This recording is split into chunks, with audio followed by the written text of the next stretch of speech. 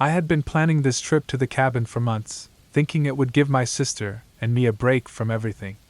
The cabin was way out in the woods, far from the noise of the city. It was our chance to catch up and relax. We got there just before the sun went down. The cabin was smaller than I remembered, and it felt almost like the walls were closing in. As the sun went down and the shadows grew, the place started to feel even tighter. I tried to brush off the feeling, telling myself it was just because the drive had been long. That night, I woke up suddenly, not sure what had woken me up. The cabin was dead quiet, but not in a good way. It was the kind of silence that made your skin crawl. My sister was fast asleep in the other bed, her breathing steady and slow.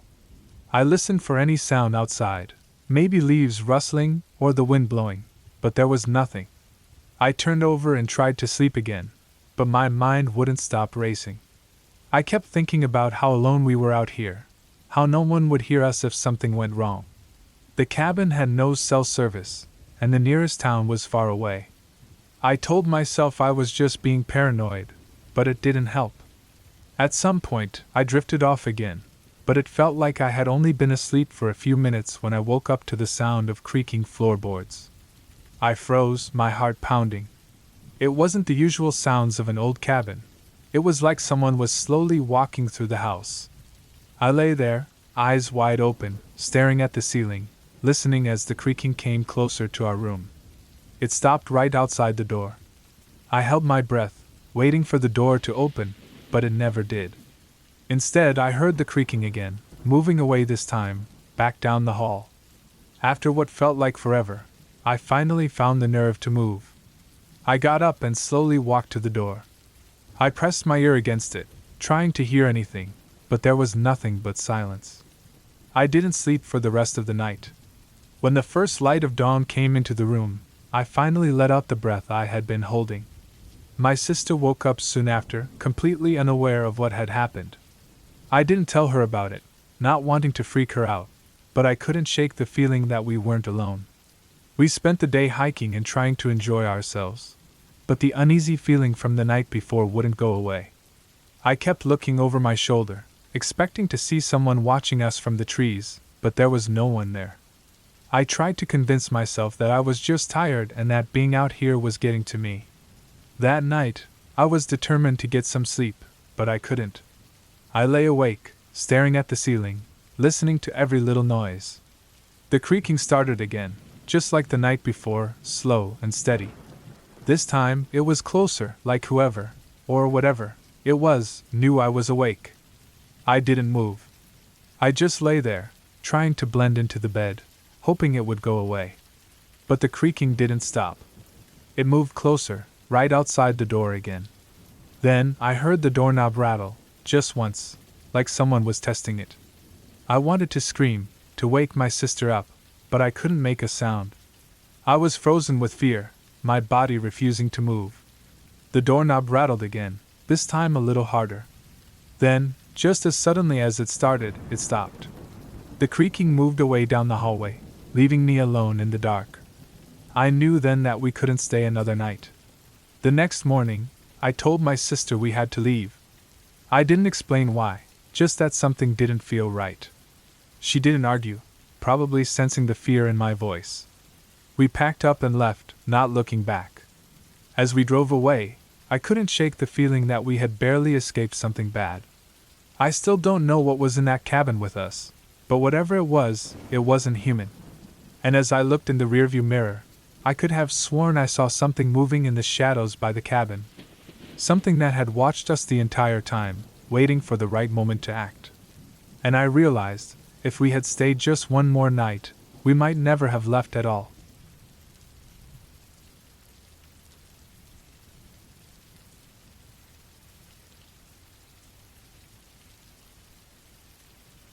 I rented a small cabin in the mountains for the weekend to get some peace away from the city. The drive up was long, but the cabin was just what I wanted, isolated, surrounded by thick trees, and far from any neighbors. Inside, the cabin was warm and cozy, with a stone fireplace and large windows that gave a stunning view of the forest. When night came, I lit a fire and settled in with a book. The fire's warmth made the cabin feel snug, even though it was cold outside. Around midnight, I heard a faint rustling noise coming from the forest. I tried to ignore it, but the sound kept growing louder. Feeling uneasy but curious, I grabbed a flashlight and stepped outside. The moon was almost full, casting a strange light over the landscape. I looked around the cabin but saw nothing unusual. I went back inside, trying to shake off the uneasy feeling. Hours later, as I was lying in bed trying to sleep, the rustling started again. It was closer now, like someone, or something, was moving around the cabin. My heart raced, and I picked up a small kitchen knife I had brought for protection. The noise grew louder and more frequent. I decided to check things out again, this time being extra careful. I walked around the cabin, shining the flashlight into the dark corners. My breath made small clouds in the cold night air. I was on edge, each sound making me jump. When I got to the back of the cabin, the flashlight revealed something strange: deep, irregular scratches on the wooden wall. I tried to figure out what could have made them. Then I noticed something even scarier: fresh footprints in the snow, leading away from the cabin and disappearing into the forest. I felt a rush of panic. I rushed back inside, locking all the doors and windows. I sat by the fire, trying to shake the feeling that someone was watching me. The sounds continued throughout the night, but nothing else happened. By morning, the noise had stopped. I decided to leave the cabin early. I packed up quickly, checking the outside one last time before driving away. As I looked back at the cabin, I saw a shadowy figure standing at the edge of the forest, barely visible through the trees. My heart pounded, but I didn't stop. I drove straight to the nearest town and called the rental company, telling them what happened. The rental company said they would send someone to check the cabin. I never went back there. Even now, when I think about that night, I wonder if the figure was still out there, waiting for the next person to take its place.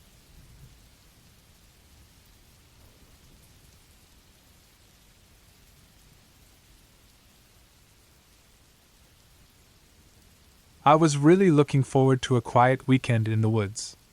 My job had been rough lately, and I needed a break from it all.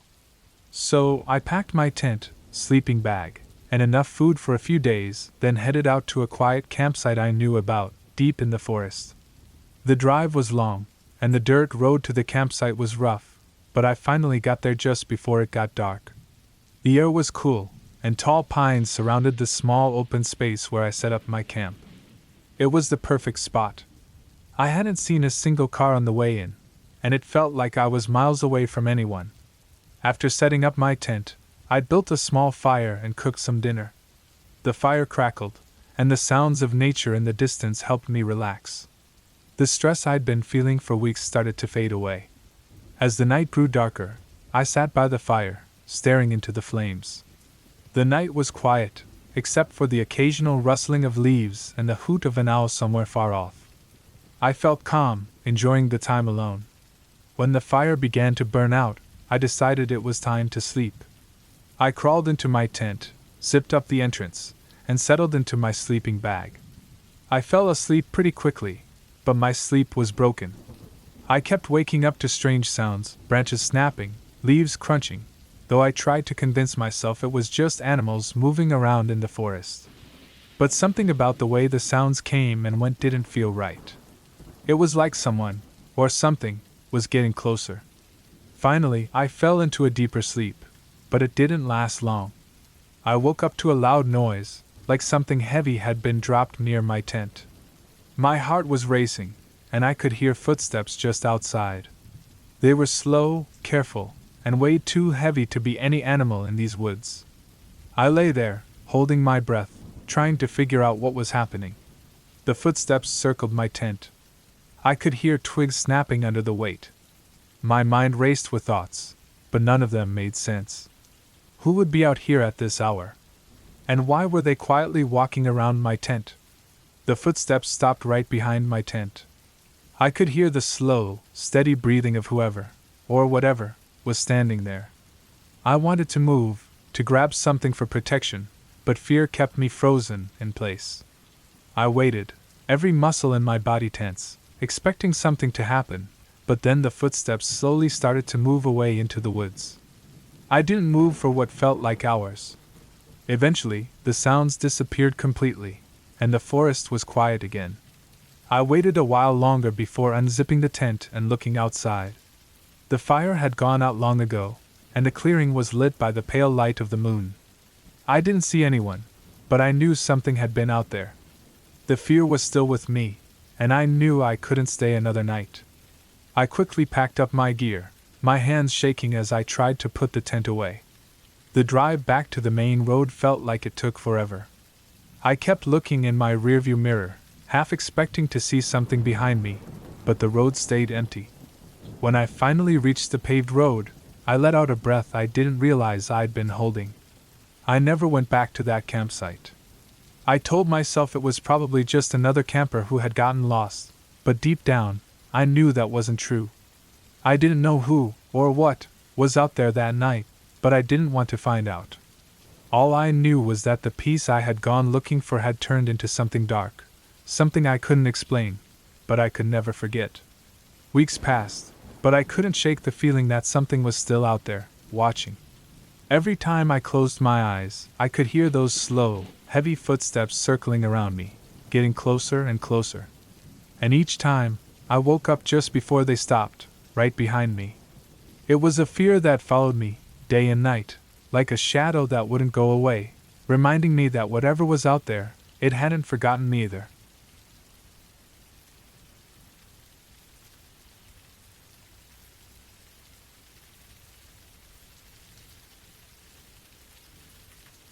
I had rented a small, isolated cabin for a weekend getaway with my brother-in-law, Tom. We wanted to fish and hike, far from the city noise. The cabin was an old, wooden building deep in the forest, miles away from any other homes. It seemed perfect for a quiet escape. On the first night, we set up our stuff and had a simple dinner before going to bed. The cabin creaked as the wind picked up outside, and the forest was alive with the sounds of animals. Tom and I slept in different rooms. I fell asleep quickly, lulled by the steady chirping of crickets. Around 2 a.m., I woke up suddenly. A loud bang from outside startled me. I lay still in bed, trying to hear what it was. The cabin was dark, with only the moonlight coming through the small window. I could hear Tom's steady breathing from the other room. The noise came again, a series of loud thumps, followed by what sounded like something scraping against the cabin's side. I felt a shiver run down my spine. I tried to tell myself it was just a branch or an animal, but the noises kept going. I decided to check it out. I grabbed a flashlight and quietly went to the door. My heart pounded as I unlocked and opened it. The cold night air hit me, and I shone the flashlight around. The trees were still, and the forest was unnervingly quiet. I noticed something strange. There were fresh, deep scratches on the cabin's wooden walls, like something had tried to claw its way in. I took a deep breath, trying to stay calm, and checked around the cabin. There were no animal tracks or anything else unusual. When I went back inside, I found Tom in the hallway, looking as unsettled as I was. I told him what I had seen.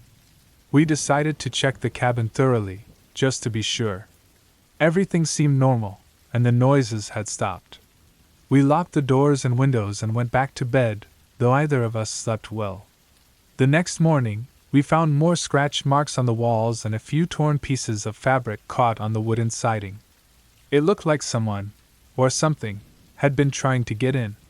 We packed up quickly and left the cabin, not wanting to stay another night. As we drove away, Tom said he had seen a shadowy figure near the cabin during the night, which made my blood run cold. The cabin was now just a distant memory, but the eerie feeling of those scratch marks and the strange noises stayed with us. Later, we found out the cabin had a history of strange events and break-ins. The scratch marks and noises were real, not just our imaginations. We never went back to that cabin, and it wasn't until a few months later that we heard the full story. Apparently, the previous occupants had vanished without a trace. The cabin's past was darker than we'd known, and the idea that whatever had been clawing at the walls might still be out there, waiting for the next guests, made our skin crawl.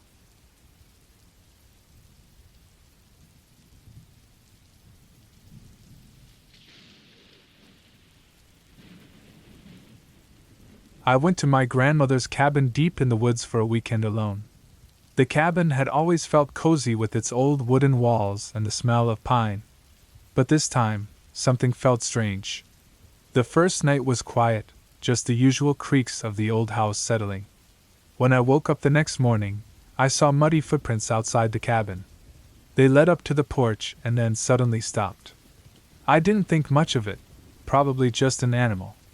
Later that day, while making lunch in the kitchen, I saw the footprints were back, now closer to the window.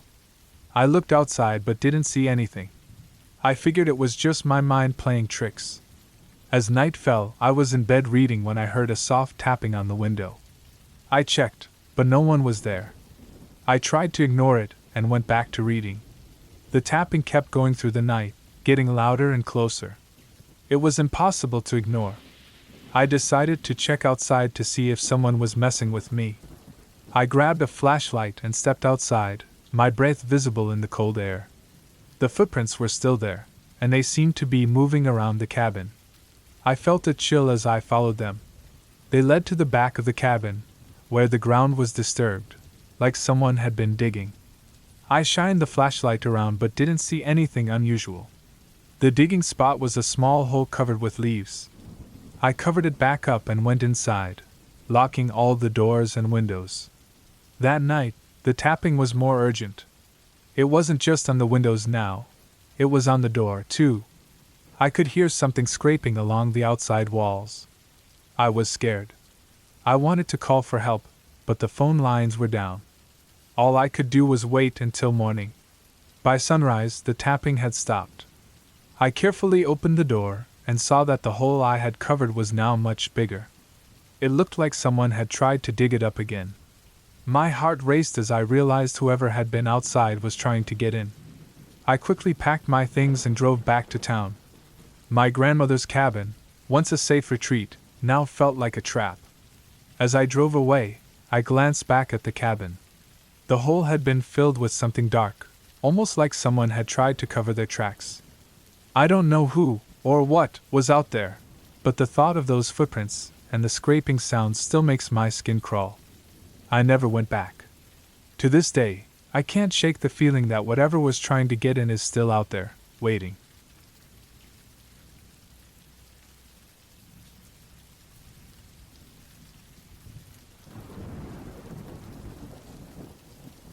My friend and I decided to take a weekend trip to a cabin far out in the woods. We both needed a break from our busy lives, and this place seemed perfect. No phone signal, no internet, just nature and some peace and quiet. The cabin was small but comfortable, with an old wood stove, a couple of worn-out chairs, and a tiny kitchen that looked like it hadn't changed in years. The first day was calm. We walked the trails near the cabin, enjoyed the fresh air, and took in the silence. By the time the sun started going down, we were tired, ready to relax by the fire and call it a night. The second day was much like the first. We explored a bit farther from the cabin, but by late afternoon, dark clouds rolled in, and it got cold quickly. We decided to head back before the storm hit. We made it inside just as the first drops of rain began to fall. The rain came down hard, pounding on the roof and windows, while the wind roared through the trees. The storm was rough, the kind that makes you glad to be inside. We got a fire going and tried to relax, but something about the storm made me uneasy. The wind seemed to carry strange noises, almost like distant voices, but I kept telling myself it was just the storm playing tricks on me. As the night dragged on, the storm only got worse. The rain kept coming, and the wind sounded like it was trying to tear the cabin apart. Around midnight, we heard a loud crash outside. It sounded like a tree had fallen near the cabin. My friend and I exchanged worried looks, but neither of us wanted to go out in that weather to check. A few minutes later, we heard it again, another loud crash, this time even closer. My heart started to race. It didn't sound like a tree anymore. It sounded like something, or someone, was out there, trying to get in. We both sat up, staring at the door. The only light in the cabin was from the fire, and the shadows it cast danced in strange ways on the walls. Then, without warning, the door handle started to shake. My breath caught in my throat. It wasn't a small movement. It was strong, like someone was really trying to open the door. The door creaked as if it wouldn't hold much longer against the force. My friend and I froze, too scared to move. Suddenly, the shaking stopped. The silence that followed was heavy, broken only by the sound of the storm outside. For a moment, I thought it was over, but then the door flew open, and the wind blew out the fire. The cabin was thrown into darkness, and all I could hear was the storm and my own breathing. In the complete darkness, I felt my friend grab my arm. We had no idea what to do. We couldn't see anything, and the fear of whatever, or whoever, was out there was overwhelming. The door slammed shut again, and we could hear footsteps, slow, heavy, on the wooden floor. They got closer and closer until they were right in front of us. Then, the footsteps stopped. I could feel that someone was standing there, but I couldn't see anything. My mind was racing, trying to figure out what was happening, but nothing made sense. We stayed like that for what felt like hours, too scared to move or make a sound. Finally, the footsteps started again, this time moving away from us, toward the door. It creaked open once more, and then it slammed shut, like whatever had come in had just left. We waited in silence for what felt like forever before we finally dared to move. When we lit a match to relight the fire, the cabin was empty. The door was still closed, but the floor was wet from the rain. The rest of the night is a blur. We didn't sleep. We just sat there, waiting for morning, waiting for the storm to end. As soon as the first light of dawn broke through the windows, we grabbed our stuff and left, not caring about the storm or the mud. We didn't talk about it. We just wanted to get out of there. Even now, I can't explain what happened that night. I don't know if it was a person or something else. But I do know one thing: I'll never go back to that cabin again. Sometimes there are things out there that we're not supposed to understand. And whatever was in that cabin with us that night, it wasn't done with us. It was just waiting, biding its time. The thought still keeps me up at night, wondering if it will ever come looking for us again.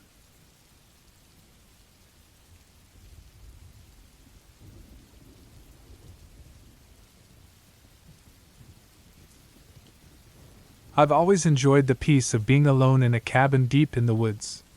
There's something relaxing about being away from everything. No cars, no people, just the sound of the wind blowing through the trees. My uncle had a small cabin upstate. It wasn't anything special, just a place to escape to. The cabin was old, with floors that creaked and windows that let in drafts. But it was cozy enough, and I was excited for a weekend of quiet.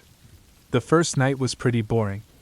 I spent most of it reading, with the fire crackling and leaves rustling outside. The air was cool, and I felt totally at ease. Before I knew it, I was dozing off in the old armchair by the fire, the books slipping from my hands. In the middle of the night, I woke up suddenly. It was that kind of waking up where you're fully alert. The fire had burned down to just a few glowing bits, and the cabin was almost completely dark. I rubbed my eyes, trying to wake up more, when I heard it, a soft creak from the porch outside. My first thought was that it was just the wind, or maybe an animal.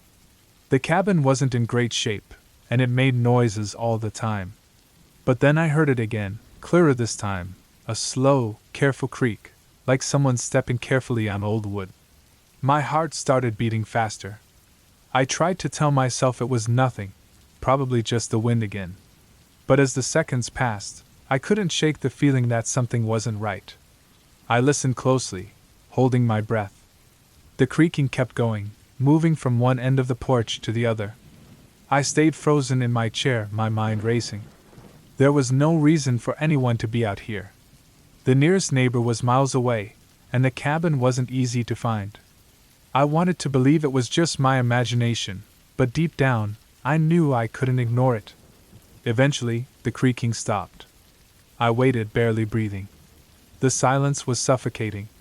Slowly, I stood up, trying not to make any noise, and grabbed the fire poker from the fireplace. It wasn't much, but it was better than nothing. I moved over to the window, staying in the shadows as I looked outside. The moon was bright enough to cast shadows, but everything looked still. There was no movement, nothing out of place. After what felt like forever, I started to calm down.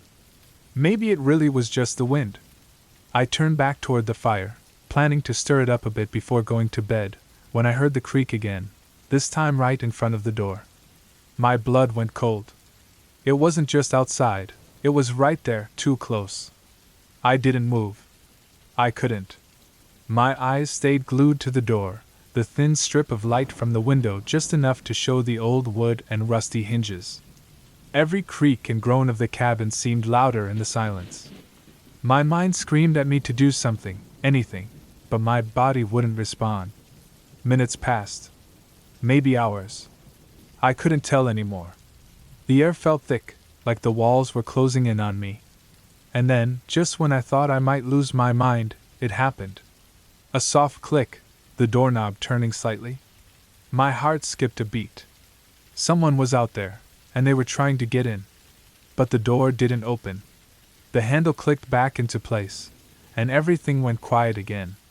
I waited, muscles tight, every sense on high alert. Finally, after what felt like a lifetime, I forced myself to move. Slowly, I backed away from the door, keeping my eyes on it the whole time.